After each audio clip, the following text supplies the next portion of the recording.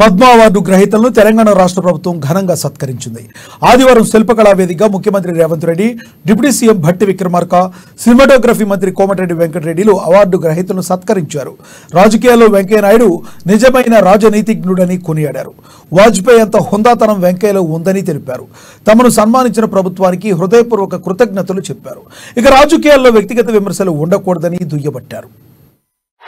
మన ముఖ్యమంత్రి రేవంత్ రెడ్డి గారు అలాగే వాళ్ళ సహచర మంత్రి వర్యులు వీళ్ళందరూ ఒక్కడిగా అనుకుని స్పందించిన మనసుతోటి మన వాళ్ళని మనం గౌరవించుకోకపోతే ఎలాగ గౌరవించుకోవాలి అంటూ అన్నది నిజంగా చెప్తాను. సభాముఖంగా వారికి నా హృదయపూర్వక ధన్యవాదాలు తెలియజేస్తాను.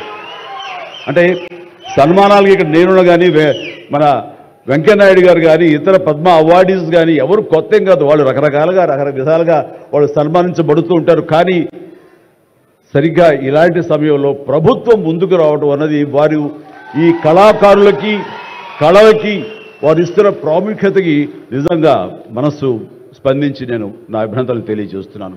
ఇందులో భాగంగా నిన్న మొన్న ముఖ్యమంత్రి గారు అనౌన్స్ చేశారు. ఇక్కడ నంది అవార్డ్స్ అనేవి ఒకప్పుడు ఇస్తూ వచ్చాము. నంది అవార్డ్స్ అనేది తర్వాత అదేదో గత చరిత్రలాగా అయిపోయి మాకు అందరికీ చిన్న డిసప్పాయింట్మెంట్ ఉంది అటు ఇరు రాష్ట్రాల్లో కూడా. అరే కళాకారులు ఇంత నెగ్లెక్ట్ చేస్తున్నారు, ఇంత నిర్లక్ష్యపరుస్తున్నారు, ఎందుకు ఉత్సాహపరచట్లేదు? అది పెద్ద గొప్ప విషయం కూడా కాదు అది. అండ్ అది ఇస్తే కనుక చాలామంది చాలా ఉత్సాహం ఉంటుంది. ఆ ప్రోత్సాహంతో మరింత ముందుకెళ్తారు. తద్వారా ఎన్నో సినిమాలు కానీ నాటక రంగం కానీ ఇవన్నీ అభివృద్ధి చెందుతాయి. తద్వారా ఎంతోమందికి ఎంప్లాయ్మెంట్ కానివ్వండి, ఎంతోమంది ప్రోత్సాహం కళాకారులు ఇంకొంచెం రావడం కానివ్వండి. ఆ రకంగా ఈ రోజును చూస్తే కనుక మన సినిమాలు ప్రపంచవ్యాప్తంగా ముందుకెళ్తున్నాయంటే అలాంటి ప్రోత్సాహం